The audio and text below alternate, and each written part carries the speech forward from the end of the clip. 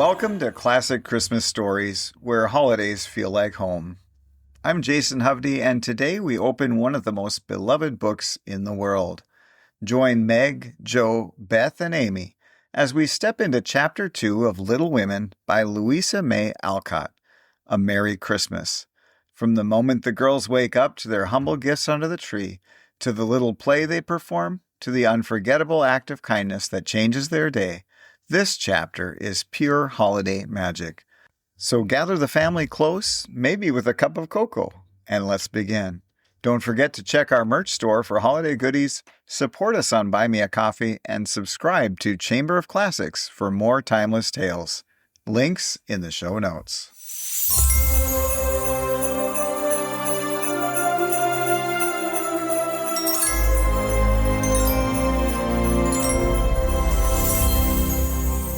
Joe was the first to wake in the gray dawn of Christmas morning.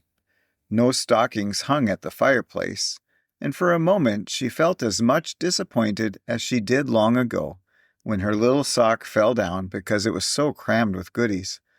Then she remembered her mother's promise, and slipping her hand under her pillow, drew out a little crimson-covered book.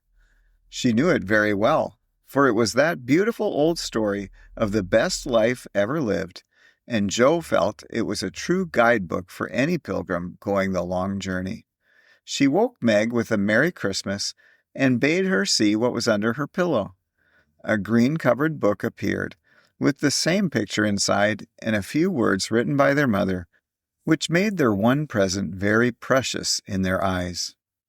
Presently Beth and Amy woke, to rummage and find their little books also, one dove-colored, the other blue, and all sat looking at and talking about them, while the east grew rosy with the coming day. In spite of her small vanities, Margaret had a sweet and pious nature, which unconsciously influenced her sisters, especially Joe, who loved her very tenderly, and obeyed her because her advice was so gently given. "Girls," said Meg seriously, looking from the tumbled head beside her to the two little night-capped ones in the room beyond, "Mother wants us to read and love and mind these books, and we must begin at once. We used to be faithful about it, but since Father went away, and all this war trouble unsettled us, we have neglected many things. You can do as you please, but I shall keep my book on the table here, and read a little every morning as soon as I wake, for I know it will do me good, and help me through the day." Then she opened her new book and began to read. Joe put her arm round her, and leaning cheek to cheek, read also, with the quiet expression so seldom seen on her restless face. "How good Meg is! Come, Amy, let's do as they do. I'll help you with the hard words, and they'll explain things if we don't understand," whispered Beth, very much impressed by the pretty books and her sister's example. "I'm glad mine is blue," said Amy. And then the rooms were very still while the pages were softly turned, and the winter sunshine crept in to touch the bright heads and serious faces with a Christmas greeting. "Where is Mother?" asked Meg, as she and Joe ran down to thank her for their gifts half an hour later. "Goodness only knows. Some poor creature came a-beggin', and your ma went straight off to see what was needed. There never was such a woman for giving away victuals and drink, clothes and firin'," replied Hannah, who had lived with the family since Meg was born, and was considered by them all more as a friend than a servant. "She will be back soon, I think, so fry your cakes and have everything ready," said Meg, looking over the presents which were collected in a basket and kept under the sofa, ready to be produced at the proper time. "Why, where is Amy's bottle of cologne?" she added, as the little flask did not appear. "She took it out a minute ago, and went off with it to put a ribbon on it, or some such notion," replied Joe, dancing about the room to take the first stiffness off the new army slippers. "How nice my handkerchiefs look, don't they? Hannah washed and ironed them for me, and I marked them all myself," said Beth, looking proudly at the somewhat uneven letters which had cost her much labor. "Bless the child, she's gone and put Mother on them instead of M. March. How funny!" cried Joe, taking up one. "Isn't it right? I thought it was better to do it so, because Meg's initials are M.M., and I don't want anyone to use these but Marmee," said Beth, looking troubled. "It's all right, dear, and a very pretty idea. Quite sensible, too, for no one can ever mistake now. It will please her very much, I know," said Meg, with a frown for Joe and a smile for Beth. "There's Mother! Hide the basket, quick!" cried Joe, as a door slammed and steps sounded in the hall. Amy came in hastily, and looked rather abashed when she saw her sisters all waiting for her.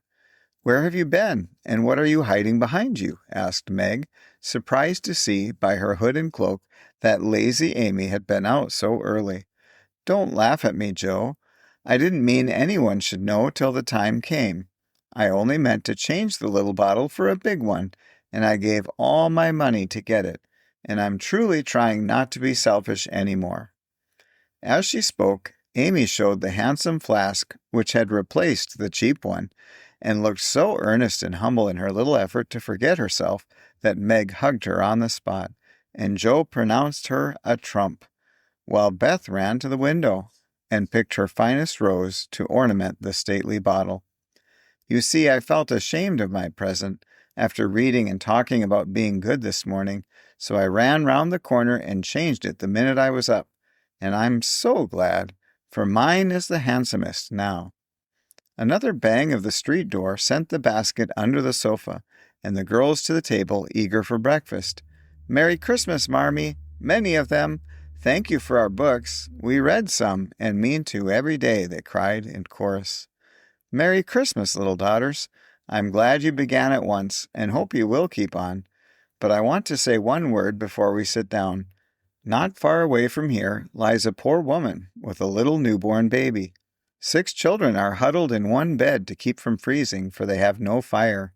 There is nothing to eat over there, and the oldest boy came to tell me they were suffering hunger and cold.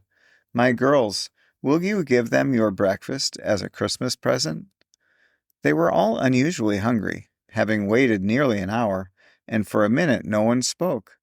Only a minute, for Joe exclaimed impetuously, "I'm so glad you came before we began." "May I go and help carry the things to the poor little children?" asked Beth eagerly. "I shall take the cream and the muffins," added Amy, heroically giving up the articles she most liked. Meg was already covering the buckwheats and piling the bread into one big plate. "I thought you'd do it," said Mrs. March, smiling as if satisfied. "You shall all go and help me, and when we come back we will have bread and milk for breakfast and make it up at dinner time." They were soon ready, and the procession set out. Fortunately, it was early, and they went through back streets so few people saw them, and no one laughed at the strange party. A poor, bare, miserable room it was, with broken windows, no fire, ragged bedclothes, a sick mother, wailing baby, and a group of pale, hungry children cuddled under one old quilt, trying to keep warm. How the big eyes stared, and the blue lips smiled as the girls went in. "Ach, mein Gott! It is good angels come to us," said the poor woman, crying for joy. "Funny angels in hoods and mittens," said Joe, and set them laughing. In a few minutes it really did seem as if kind spirits had been at work there. Hannah, who had carried wood, made a fire, and stopped up the broken panes with old hats and her own cloak. Mrs. March gave the mother tea and gruel, and comforted her with promises of help, while she dressed the little baby as tenderly as if it had been her own. The girls, meantime, spread the table, set the children round the fire, and fed them like so many hungry birds, laughing, talking, and trying to understand the funny broken English. "Das ist gut! Die Engelkinder!" cried the poor things, as they ate, and warmed their purple hands at the comfortable blaze. The girls had never been called angel children before, and thought it very agreeable, especially Joe, who had been considered a Sancho ever since she was born. That was a very happy breakfast, though they didn't get any of it, and when they went away, leaving comfort behind, I think there were not in all the city 4 merrier people than the hungry little girls who gave away their breakfasts and contented themselves with bread and milk on Christmas morning. "That's loving our neighbor better than ourselves, and I like it," said Meg, as they set out their presents, while their mother was upstairs collecting clothes for the poor Hummels. Not a very splendid show, but there was a great deal of love done up in the very few little bundles, and the tall vase of red roses, white chrysanthemums, and trailing vines, which stood in the middle, gave quite an elegant air to the table. "She's coming! Strike up, Beth! Open the door, Amy! 3 cheers for Marmee!" cried Joe, prancing about, while Meg went to conduct Mother to the seat of honor. Beth played a lively march, Amy threw open the door, and Meg enacted escort with great dignity. Mrs. March was both surprised and touched, and smiled with her eyes full as she examined her presents and read the little notes which accompanied them. The slippers went on at once. A new handkerchief was slipped into her pocket, well scented with Amy's cologne. The rose was fastened on her breast, and the nice gloves were pronounced a perfect fit. There was a good deal of laughing and kissing and explaining, in the simple, loving fashion which makes these home festivals so pleasant at the time, so sweet to remember long afterward, and then all fell to work. The morning charities and ceremonies took so much time that the rest of the day was devoted to preparations for the evening festivities. Being still too young to go often to the theater, and not rich enough to afford any great outlay for private performances, the girls put their wits to work, and, necessity being the mother of invention, made whatever they needed. Very clever were some of their productions: pasteboard guitars, antique lamps made of old-fashioned butterboats covered with silver paper, gorgeous robes of old cotton, glittering with tin spangles from a pickle factory, and armor covered with the same useful diamond-shaped bits left in sheets when the lids of tin preserve pots were cut out. The furniture was used to being turned topsy-turvy, and the big chamber was the scene of many innocent revels. No gentlemen were admitted, so Joe played male parts to her heart's content, and took immense satisfaction in a pair of russet leather boots given her by a friend, who knew a lady who knew an actor. These boots, an old foil, and a slashed doublet, once used by an artist for some picture, were Joe's chief treasures, and appeared on all occasions.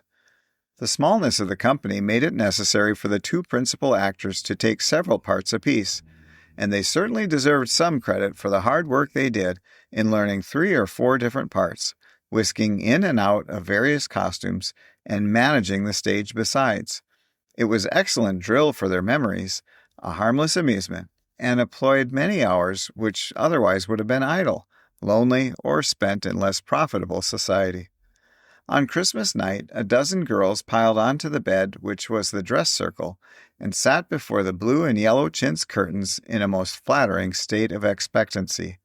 There was a good deal of rustling and whispering behind the curtain, a trifle of lamp smoke, and an occasional giggle from Amy, who was apt to get hysterical in the excitement of the moment. Presently a bell sounded, the curtains flew apart, and the operatic tragedy began. A gloomy wood, according to one playbill, was represented by a few shrubs in pots, green baize on the floor, and a cave in the distance.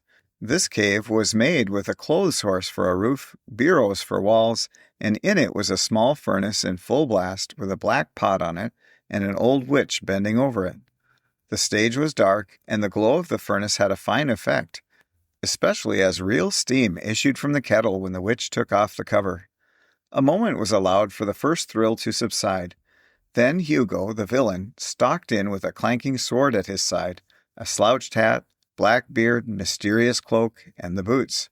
After pacing to and fro in much agitation, he struck his forehead and burst out in a wild strain, singing of his hatred to Roderigo, his love for Zara, and his pleasing resolution to kill the one and win the other.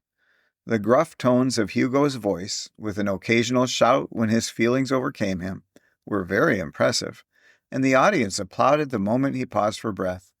Bowing with the air of one accustomed to public praise, he stole into the cavern and ordered Hagar to come forth with a commanding, "What ho, minion, I need thee." Out came Meg, with gray horsehair hanging about her face, a red and black robe, a staff, and cabalistic signs upon her cloak. Hugo demanded a potion to make Zara adore him, and one to destroy Roderigo. Hagar, in a fine dramatic melody, promised both, and proceeded to call up the spirit who would bring the love philter. Hither, hither from thy home, airy sprite, I bid thee come. Born of roses, fed on dew, charms and potions canst thou brew? Bring me here with elfin speed the fragrant philter which I need. Make it sweet and swift and strong. Spirit, answer now my song. A soft strain of music sounded, and then at the back of the cave appeared a little figure in cloudy white, with glittering wings, golden hair, and a garland of roses on its head. Waving a wand, it sang, "Hither I come from my airy home, afar in the silver moon. Take the magic spell, and use it well, or its power will vanish soon." And dropping a small gilded bottle at the witch's feet, the spirit vanished. Another chant from Hagar produced another apparition, not a lovely one, for, with a bang, an ugly black imp appeared, and, having croaked a reply, tossed a dark bottle at Hugo, and disappeared with a mocking laugh. Having warbled his thanks and put the potions in his boots, Hugo departed, and Hagar informed the audience that, as he had killed a few of her friends in time past, she has cursed him, and intends to thwart his plans and be revenged on him. Then the curtain fell, and the audience reposed and ate candy while discussing the merits of the play. A good deal of hammering went on before the curtain rose again, but when it became evident what a masterpiece of stage carpentering had been got up, no one murmured at the delay. It was truly superb. A tower rose to the ceiling. Halfway up appeared a window, with a lamp burning at it, and behind the white curtain appeared Zara, in a lovely blue and silver dress, waiting for Roderigo. He came in gorgeous array, with plumed cap, red cloak, chestnut lovelocks, a guitar, and the boots, of course. Kneeling at the foot of the tower, he sang a serenade in melting tones. Zara replied, and after a musical dialogue, consented to fly. Then came the grand effect of the play. Roderigo produced a rope ladder, with 5 steps to it, threw up one end, and invited Zara to descend. Timidly she crept from her lattice, put her hand on Roderigo's shoulder, and was about to leap gracefully down, when, alas, alas for Zara! She forgot her train. It caught in the window, the tower tattered, leaned forward, fell with a crash, and buried the unhappy lovers in the ruins. A universal shriek arose as the russet boots waved wildly from the wreck, and a golden head emerged, exclaiming, "I told you so! I told you so!" With wonderful presence of mind, Don Pedro, the cruel sire, rushed in, dragged out his daughter with a hasty aside, "Don't laugh! Act as if it were all right," and ordering Roderigo up, banished him from the kingdom with wrath and scorn. Though decidedly shaken by the fall of the tower upon him, Roderigo defied the old gentleman and refused to stir.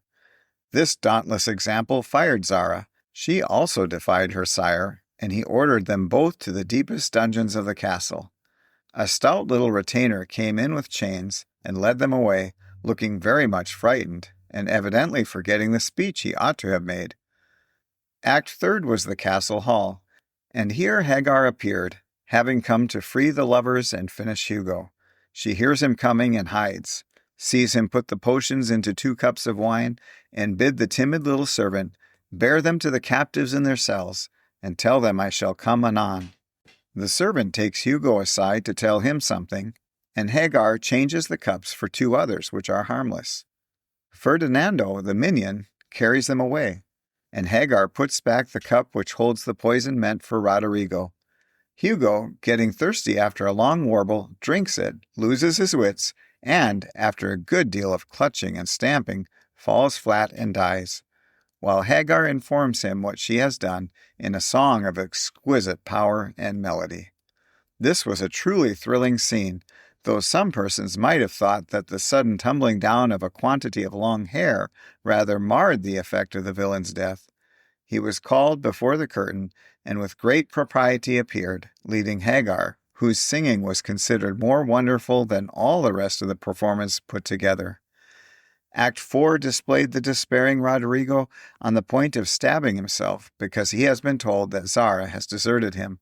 Just as the dagger is at his heart, a lovely song is sung under his window, informing him that Zara is true, but in danger, and he can save her if he will.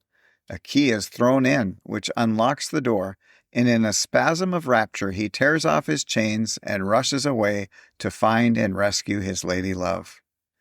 Act 5 opened with a stormy scene between Zara and Don Pedro.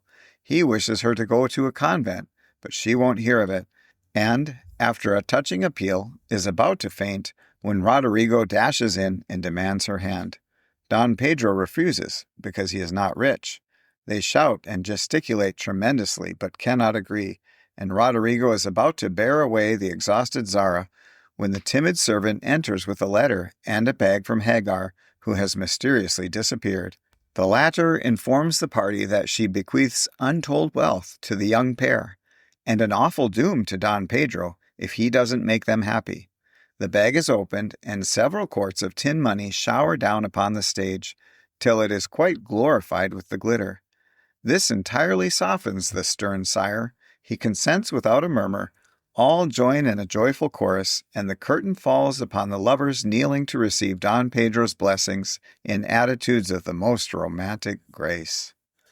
Tumultuous applause followed, but received an unexpected check, for the cot bed on which the dress circle was built suddenly shut up and extinguished the enthusiastic audience. Roderigo and Don Pedro flew to the rescue, and all were taken out unhurt, though many were speechless with laughter. The excitement had hardly subsided when Hannah appeared with Mrs. March's compliments, and would the ladies walk down to supper. This was a surprise even to the actors, and when they saw the table, they looked at one another in rapturous amazement. It was like Marmee to get up a little treat for them, but anything so fine as this was unheard of since the departed days of plenty. There was ice cream, actually 2 dishes of it, pink and white, and cake and fruit, and distracting French bonbons, and, in the middle of the table, 4 great bouquets of hothouse flowers. It quite took their breath away, and they stared first at the table and then at their mother, who looked as if she enjoyed it immensely. "Is it fairies?" asked Amy. "It's Santa Claus," said Beth. Mother did it, and Meg smiled her sweetest in spite of her gray beard and white eyebrows. "Aunt March had a good fit and sent the supper," cried Joe with a sudden inspiration. "All wrong. Old Mr. Lawrence sent it," replied Mrs. March. "The Lawrence boy's grandfather? What in the world put such a thing into his head? We don't know him," exclaimed Meg. "Hannah told one of his servants about your breakfast party. He is an odd old gentleman, but that pleased him. He knew my father years ago, and he sent me a polite note this afternoon, saying he hoped I would allow him to express his friendly feeling toward my children by sending them a few trifles in honor of the day. I could not refuse, and so you have a little feast at night to make up for the bread and milk breakfast." "That boy put it into his head. I know he did. He's a capital fellow, and I wish we could get acquainted. He looks as if he'd like to know us, but he's bashful, and Meg is so prim she won't let me to speak to him when we pass," said Joe, as the plates went round, and the ice began to melt out of sight with oohs and ahs of satisfaction. "You mean the people who live in the big house next door, don't you?" asked one of the girls. "My mother knows old Mr. Lawrence, but says he's very proud and doesn't like to mix with his neighbors. He keeps his grandson shut up when he isn't riding or walking with his tutor, and makes him study very hard. We invited him to our party, but he didn't come. Mother says he's very nice, though he never speaks to us girls. Our cat ran away once, and he brought her back, and we talked over the fence, and were getting on capitally, all about cricket and so on, when he saw Meg coming and walked off. I mean to know him some day, for he needs fun. I'm sure he does," said Joe decidedly. "I like his manners, and he looks like a little gentleman, so I've no objection to your knowing him, if a proper opportunity comes. He brought the flowers himself, and I should have asked him in, if I had been sure what was going on upstairs. He looked so wistful as he went away, hearing the frolic and evidently having none of his own. It's a mercy you didn't, Mother, laughed Joe, looking at her boots. But we'll have another play sometime that he can see. Perhaps he'll help act. Wouldn't that be jolly? I never had such a fine bouquet before. How pretty it is.